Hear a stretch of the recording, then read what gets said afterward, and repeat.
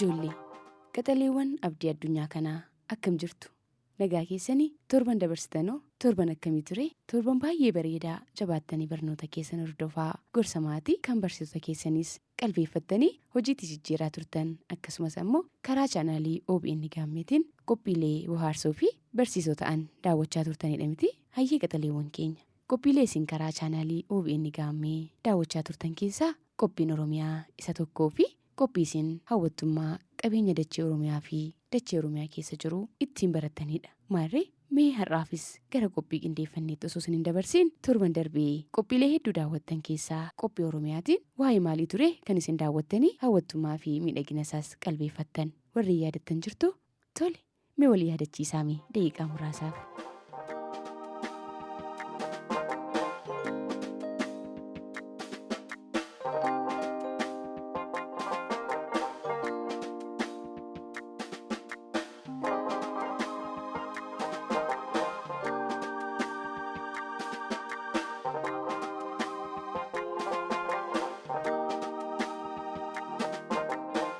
Hedduun keessan qophii Oromiyaa keenyaa kan torbee darbeetiin seenaa fi hawwattummaa akkasumas qabeenyaawwan mimmiidhagoo fi qaalii ta'an haroo wancii irratti argamanii akkasumas seenaa durirraa kaasee haroo wancii qabu daawwannee miidhaginaa fi seenaa haroo wancii barannee akka jettan abdii qabna. Tole isin baay'ee jajjaboodha. Qophiilee daawwattan waan qalbeeffattaniif qophii Oromiyaa immoo addumaan waan yaadattaniif galatoomaa isiniin jenna. Ijoollee egaa waa'een uummata guddaa gaanfa Afrikaa fi waa'een qabeenya uummata guddaa gaanfa Afrikaa qabeenyaa uummata Oromoo waa'een Oromiyaa hanga barreessuu fi dubbisuun akkasumas seenaa bu'uureffatanii waa qorachuun waan qoratan ammoo baasanii dhalootaaf himuun jiru yoomuu ni dubbatama ni daawwatama akkasumas ni himamaaf. Sababni isaa uummata raajii seenaa boonsaa fi seenaa adda ta'ee uumaa wajjin waliigalee hidhata jabaa qabu waan ta'eef uummanni Oromoo jechuu keenya. Egaa dirree uummanni raajii nama jechisiisu seenaa fi haalli ittiin bulee bulfatu kabajannii uumamaaf qabu waan hedduun akka dubbatamuu fi isaan taasisa waan ta'eef uummata Oromootiin akkasumas lammii biyya biraatiin yoomuu ni leellifama. Seenaan Oromootaa qabeenyi dachee Oromiyaarra jirus hogguyyuu qabeenya dubbatamee lakkaawwamee seeneffamee xumuramuu miti waan ta'eef.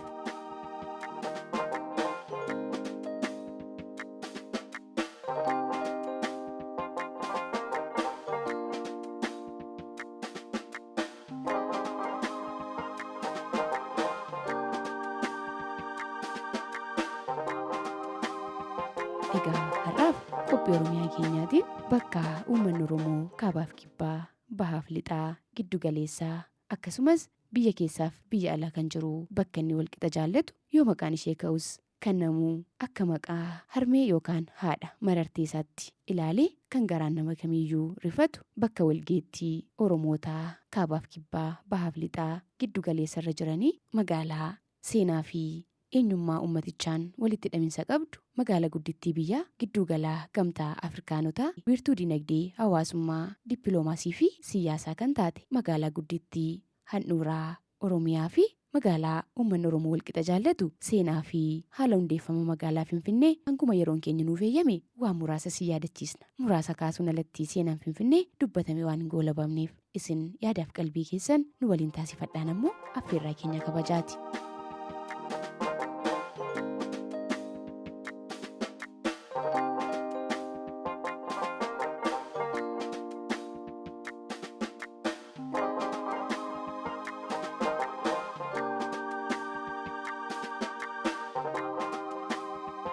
Ijoollee magaalaan tokko akka hundeeffamtuuf sababni hawwattummaa haala teessuma lafa ishee magaalonni biyya alaa hedduun isaanii ammoo qabeenyawwan bishaanii isheen qabdu akkasumas ammoo qilleensa isheen qabdurraa ka'anii mijateensaa yookaan qilleensa mijataa isheen qabdurraa ka'anii magaalaan tokko hundeeffamuu danda'a. Maarree magaalaan Finfinnees tarreedhumaa kanarraa kan hin fagaanne magaalaa haalli teessuma ishee hawwattu qabeenyawwan akka bishaanii haala teessuma lafaa fi qilleensaan illee baay'ee mijooftu waan taateef magaalaa akka taatuuf hawwattummaa miidhaginuu isheen qabdurraa ka'ee magaalaa akka taatuuf murtaa'e. Qaxaleewwan keenya Finfinneen handhuura Oromootaatii kan nuti jennuu fi sababa waliin sababni isaa maalii kan jettan yoo ta'e uummanni Oromoo bahaaf lixa, kaabaaf kibba, giddu galeessaa, biyya alaa fi biyya keessa kan jiru uummanni guddaan gaanfa Afrikaa magaalaa Finfinnee handhuura isaa taasifate uummanni biyya keessa jiran kaarraawwan seensa magaalaa Finfinnee afraniin durirraa kaasanii bakka itti isaan wal ga'anii haalatti bulanii bulfatan sirni gadaa isaanii maal akka ta'e waa'ee biyyaa, waa'ee nagaa, waa'ee jaalalaa, waa'ee misoomaa bakka itti isaan duratti irraa kaasanii itti mari'achaa turan bakka walgeettii isaanii bakka itti yoo dhibdeen jiraate mari'atanii nagaa buusan yoo araaraas bakka itti mari'atanii araara buusan bakka uummanni Oromoo bakka jiru kallattii afraniin walitti dhufee seensawwan yookaan kaarraawwan magaalaa Finfinnee shananiin bakka itti uummanni Oromoo wal argee mari'achaa sirna gadaasaas jabeeffachaa horaa uumaan ganama uummata Oromoo badhaasee irratti irreeffachaa waan biyyaas mari'achaa turan waan ta'eef bakka walgeettii Oromootaatii kan jedhurraa Finfinneen handhuuraa Oromiyaa fi Oromootaa akka taate seenaa afaaniin dubbatamu qofa osoo hin taane ragaan qabatamaan Oromoonni kaleessa dabarsan ragaa guddaadha.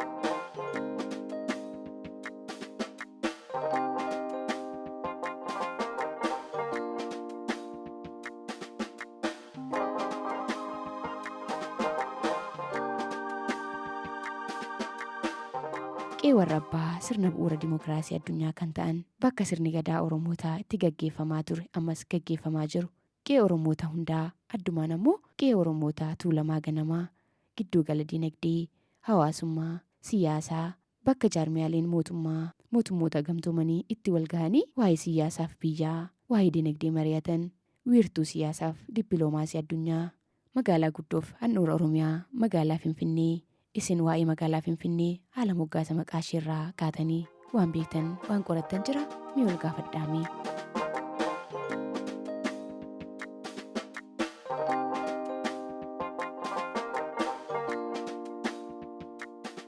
Hayyee waa'ee magaalaa Finfinnee waanuma beektan waliif kaasaa akka turtan abdii qabna. Ijoollee bakki amma magaalaa Finfinnee ta'e durirraa kaasee lafaa gosti Oromoota Tuulamaa irraa qotanii dilbii irraa galchachaa dirree loon qe'ee Oromoota Tuulamaa irraa bobbaafaman hanga miilli isaanii adeemuu danda'u irra marga dheedaa hora dhugaa irra jiraataa turanidha. Finfinneen osoo magaalaa taatiin hundeeffamiin dura qe'ee Oromoota Tuulamaa lafa bal'oo baddaa diilallaa lafa dirree diriiraa qonnaaf ta'u lafa uumaan filatee jiidhaan ishee eebbise lafa bishaan finiinaa yookaan lafa keessaa ol danfuu qabdu dirree waan hundaaf mijattu kan uumaan ganamumaan uummata Oromoo badhaase uummanni Oromoos qe'eewwan akka gosa isaaf ta'utti waliif qoodee irratti horee bobbaafachaa dilbiis irraa qotatee galfachaa ture ta'uusaa seenaatu ragaadha.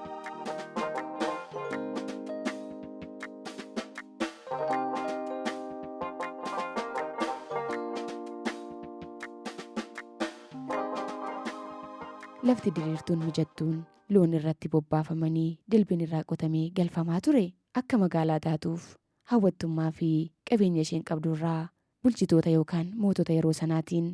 yaadaaf qalbii isaanii akka boojite seenaatu ragaadha. Ijoollee egaa gosti Oromoota Tuulamaa jalqabaa naannoo magaalaa Finfinnee turan hedduu ta'anis muraasa isaanii warra hangafa ta'e si yaadachiisuuf 7 oboo fi 6 galaanfaatu irra jiraachaa ture. Gosoota kanaa keessaas akka fakkeenyaatti horteewwan isaanii kaasuudhaaf gosoota Oromoo Gullallee, Eekkaa, Galaanii fi Abbichuu kaasuun ni danda'ama. Isaantus hangafa waan ta'eef malee magaalonni ammaa naannoo Finfinneetti argaman magaalonni Shaggar jedhamanii hundeeffaman dabalatee bulchiinsa magaalaa Finfinnee irraa ka'ee magaalota naannoo Finfinneetti argaman yookaan magaalaa Shaggar ta'uun irra deebiin warreen hundeeffaman lafumaa gosa Oromoo Tuulamaa keessaa hedduun isaanii kaabaaf kibbaan bahaaf lixaan naannoo Finfinnee marsanii irratti horanii bobbaafachaa dilbiis irraa galfachaa irra jiraachaa turanidha.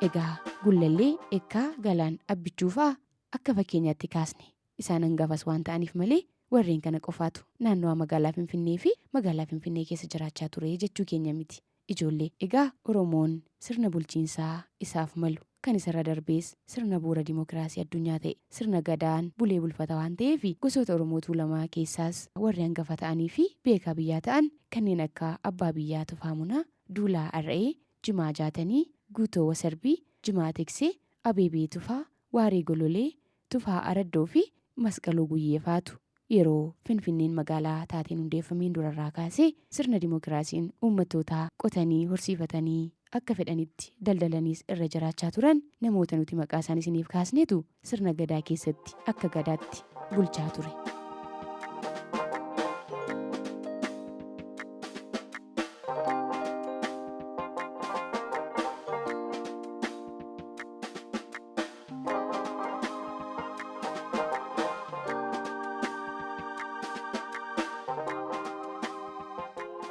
Ijoollee magaalaan Finfinnee egaa mandara uummanni Oromoo irra jiraachaa ture erga taatee uummanni Oromoos irra jiraachaa turaniin booda gara magaalaa ta'utti sababumaa haala mijataa miidhaginaa fi qabeenyawwan uumamaa hedduutiin badhaateen akka magaalaa taatuuf ija mootota yeroo sanaa keessaa erga galteen booda maqaadhumaa qabeenya ishee keessa jiru yookaan horaa uummanni Oromoo kallattii garaagaraan dhufee hora obaafachaa ture horaa lafa keessa ol danfaa yookaan ol finiinaa kan jedhamurraa maqaa finiinaa jedhurraa maqaan magaalaa Finfinnees yeroo magaalaa taate akka hundeeffamtuuf murtaa'etti abbootiin qabiyyee lafaa yookaan warri abbaa qe'ee ta'an bishaan finiinaa daawwuma qabu namaaf horiif tolutu asii madda waan ta'eef maqaadhuma bishaan finiinaa yookaan lafa keessaa ol danfuu kanaan magaalaa Finfinnee haa taatu jedhanii murteeffatan. Finfinneen maqaa Oromoonni ganamaan qe'ee isaaniitti magaalaa Finfinneef moggaasanidha. Egaan ijoollee bishaan lafa keessaa ol burqu ol finiinuu kana hoo haala kamiin argatanii yookaan eenyutu maqaa Finfinnee jedhu itti moggaasee finiina ta'uu isaas argee kan jettan yoo ta'e Oromoon akka hangafaaf quxisuu yookaan duraaf duuba dhaloota isaatiin wal kabaja iddoos waliif kenna. Kanammoo isin ragaa ba'uu dandeessu. Egaa Oromootuma tuulamaa keessaa warra abbaa qe'ee ta'antu horaa lafa keessaa ol finiinuu argatanii hangafaaf quxisuudhaan waliif dabarsanii akkas jedhanii eebbisaniis waliif kennan. Finfinneen man'icha kee haa taatu namaaf sa'aa itti horii kan dhaloonni itti horusiif haa ta'u gosaaf hambi haa dhuguu loon itti haa horanii qorsa yookaan daawaa namaaf sa'aaf haa ta'u namni itti haa fayyuu loon dhuge haa gabbatu haa mirgisuu kan dhukkubsates sitti haa fayyuu jedhee hora kanaa hangafni eebbisee Oromootaaf kan kenne hora Finfinneeti. Nama gosaa Oromoo tuulamaa ta'e tokkotus eebbisee akka horiinis hora isaa dhuganii namnis itti irreeffatee daawwumaafis itti dhiqatee akka fayyuuf eebbisanii waliif dabarsan. Egaa uummanni Oromoo uummata uumamaaf kabaja qabu safeeffannaa qabu waan ta'eef bishaan lafa keessaa finiinu kana horii isaa karrawwan 5 walitti yaa'ee hora kanaa waggaatti al 2 fi isaa ol obaafachaa maqaa bakka kanaas bishaan danfaa yookaan finiinaa kan jedhurraa horaa Finfinnee jedhee moggaafate. Yeroo magaalaan Finfinnee akka hundeeffamtuuf murtaa'ettis bishaan finiinaa kanarraa magaalaanis Finfinnee jedhamtee moggaafamte.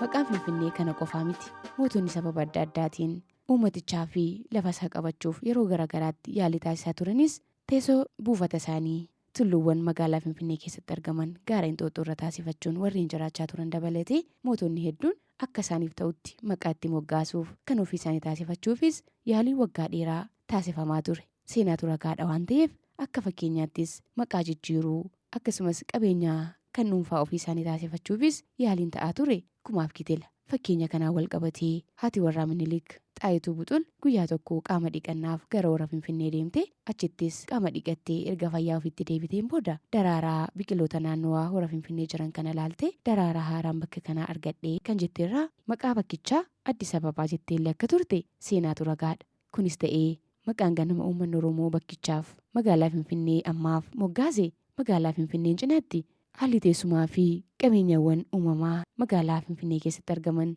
mimmiidhagoodhaa bareedduudhaa magaalittiinis haalli teessuma lafashees hawwattuudhaa kan jedhanirraa Oromoonni tuulamaa durirraa kaasanii bakkicha jiraachaa turan kan ollaarraas dhufanii sirna garaagaraa gaggeeffachaa turan magaalaa Shaggee yookaan Shaggaa miidhagduu yookaan miidhagaa jecha jedhurraa Shaggar jedhanii waamaa akka turan ammas namoonni hedduun magaalaa Finfinneetiin Shaggar jedhanii akka waamaa jiran seenaa arganneetu ragaa ba'a. Isinuu yeroo namoonni Shaggar baanaa yookaan Shaggar buunaa jedhanii dhageessu mitiire keessumaa'uu namoonni umuriidhaan jaaranii jiran magaalaa miidhagduu magaalaa Finfinneetiin Shaggar jedhanii waamu. maqaan kun hawwattummaa fi miidhagina magaalaa Finfinneef kan moggaafame isa lammeessoodha yookaan isa lammaffaadha. Magaalaa Finfinnee itti aanee moggaasa Finfinnee jedhutti aanee Shaggar maqaa magaalaa Finfinneef uummanni Oromoo ganama moggaasedha.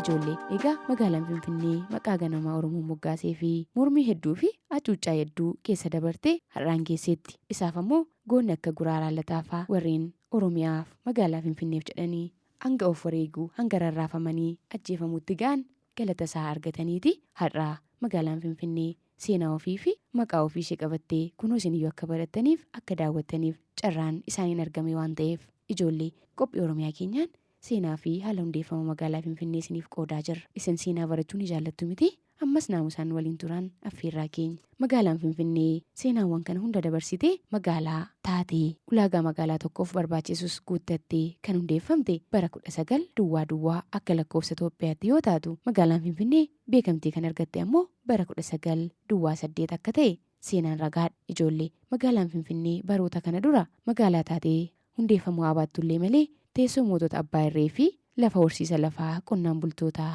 hedduu taate qabeenyawwan hedduu haammattee mandara xiqqoo taate kan turte bara kanadhaa jedhanii lakkaa'uun nama rakkisa. Hanga Oromoonni jiran maraayyuu magaalaan Finfinnee fi lafti naannoo Finfinnee ni jira waan ta'eef magaalaan Finfinnee magaalaa bara 19 erga magaalaa taatee hundeeffamte irraa kaastee manneen barnootaa garaagaraa kan lammiin biyya keessaaf biyya alaatti baratan buufataalee fayyaa daandiiwwan keessoo fi daandiiwwan aspaaltii garaagaraan faayamtee magaalaa saffisaan guddachaa fi babal'achaa dhufteedha. Egaa magaalaan Finfinnee akkuma namuu yaada isaa keessaa qabuu fi isinillee yoo deemtanii daawwattan baruu dandeessan magaalaa aanaalee 106 ol qabduu fi magaalaa kutaalee magaalaa 11 ol qabdu magaalaa baay'ina uummattoonni miliyoona 3.3 ol keessa jiraatan magaalaa qabeenyawwan ijaarsawwan gamoo garaagaraa fi baay'ina uummataatiin illee baay'ee badhaatuu taateedha. Ijoollee magaalaa Finfinnee keessatti akka fakkeenyaatti qabeenya isheen qabdu kaasuudhaaf dhaabbileen mootummaa fi miti mootummaa imbaasiiwwan biyyoota addunyaa kan keessa buufatanii jiran waajjirri gamtaa Afrikaa kan keessatti argamu teessoo bulchiinsa mootummaa naannoo Oromiyaa kan taatee fi teessoo bulchiinsa mootummaa federaalaa kan taate magaalaa paarkiiwwan garaagaraa keessatti ijaaramanii bakka bashannana daa'immanii fi bakka bashannana namoota gurguddoo kan qabdu magaalaa qilleensaa baddaaf badda daree qabdu magaalaa hedduu miidhagduu fi qalbii namaa hawwattee saffisaan ammallee guddinarra jirtudha. Handhuura Oromiyaa magaalaan guddittiin biyyaa fi magaalaa guddoon Oromiyaa gidduu gallii teessoo gamtaa Afrikaanotaa magaalaan Finfinnee.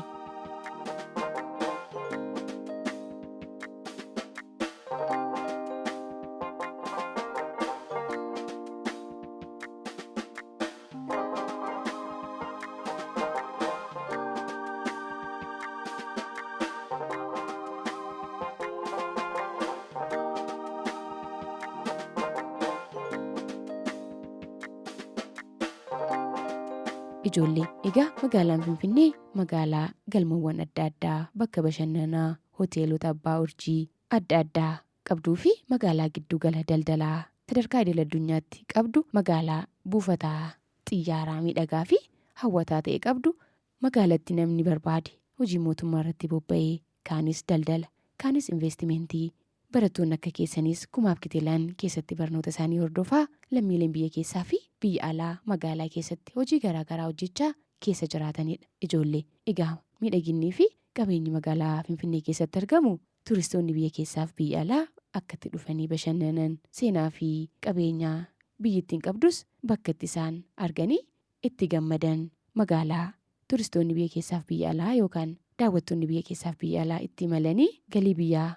itti argamsiisanidha. Magaalaan Finfinnee ijoollee egaa qophii Oromiyaa keenyaa irraatiin seenaa fi haala hundeeffamaa magaalaa Finfinnee isiniif kaasneerra. Isinis magaalaan Finfinnee uummata Oromoo waliin seenaa akkamii akka qabdu hawwattummaa ishee bara hundeeffamaa fi qabeenyawwan hedduu kumaaf kiteelatti lakkaa'aman kan magaalaa Finfinnee keessatti argaman daawwachaa akka turtan abdii qabna. Naamusaan nu daawwattanii seenaa fi haala hundeeffama magaalaa Finfinnee waan barattaniif galata qabdu. isinis warra biyya isaanii jaallatuuf leellisu barnootaanis ga'uumee ijaarsa garaagaraa biyya isaaf ijaaru akka taatan abdiitis isinirra jira. Kanuma isiniin jechaa qophii Oromiyaa keenya kanarraaf qindeeffanne asuma irratti goolabna. Ani Moonaa Naggasaati. Qophii Oromiyaa goolabne malee qophiileen karaa chaanaalii OBN gaammee isiniif tamsaan itti fufuu isaaniin daawwachaa nagaatti.